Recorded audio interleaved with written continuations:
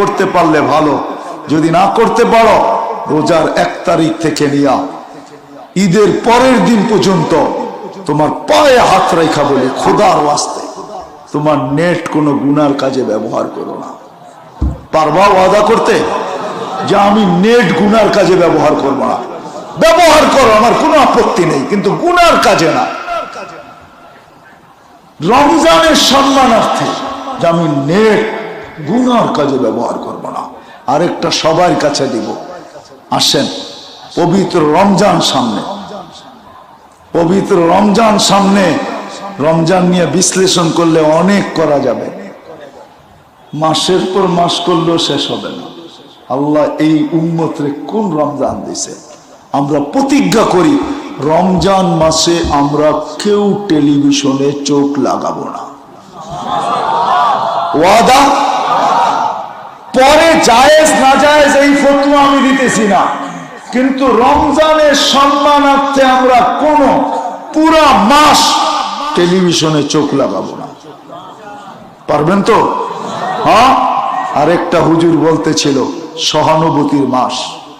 আসেন, আল্লাহ যাদেরকে সামান্য সামর্থ্য দিছে, 1 ঘোট পানি দিয়া রোজা খোলাইতে পারেন কাউকে, 1 ঘোট পানি দিয়েও যদি রোজা খোলাইতে পারেন কাউকে, যে আমি 1 ঘোট পানি দিয়ে খোলাইতে পারি, আমার এতটুক সামর্থ্য আছে, সেও যেন রাস্তায় দাঁড়ায় প্রতিবেশীর ঘরে 1 ঘোট পানি নিয়ে যায়, বলে আমার পানিটা দিয়ে ইফতার করো।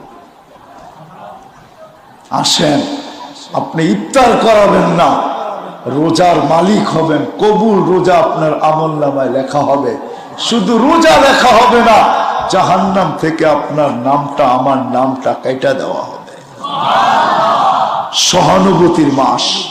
আমরা যাদেরকে আল্লাহ সামর্থ্য দিয়েছে, আমরা আসেন, আমাদের সমাজে যাদের সামর্থ্য নাই, এইখানে যদি কেউ থাইকা থাকেন যে দৈনন্দিন প্রয়োজনের জিনিস বিক্রি করেন, আপনাকে আমি অনুরোধ করব, 11 মাস সওয়াব লাভ কামাইছেন আপনি, আমার কোনো বিপত্তি নাই, খোদার ওয়াস্তে 1 মাস কামায়েন না। আল্লাহ যদি বরকত দেয়, শুধু সহানুভূতি করার কারণে শুধু জান্নাত দিবে না, বরকতও দিবে। তারপরের মাসে আপনি দেখবেন যে কতটুকু 11 মাসে আল্লাহ পোষায় দিবে আপনাকে। শুধু পোষায় দিবে না, হইতে পারে 11 মাস সবজি বিক্রি করে আপনি বাড়ি গাড়ির মালিক হইতে পারেন। আল্লাহ পারে না? পারে না? পারে। আপনি 1 মাস সহানুভূতি দেখান, যেই দামে কিনা ওই দামে বিক্রি। 1 মাস খোদার ওয়াস্তে, 1টা মাস খোদার ওয়াস্তে দৈনন্দিনের প্রয়োজনের জিনিস যারা বিক্রি করে মুনাফা ছাড়া যাচ্ছে না।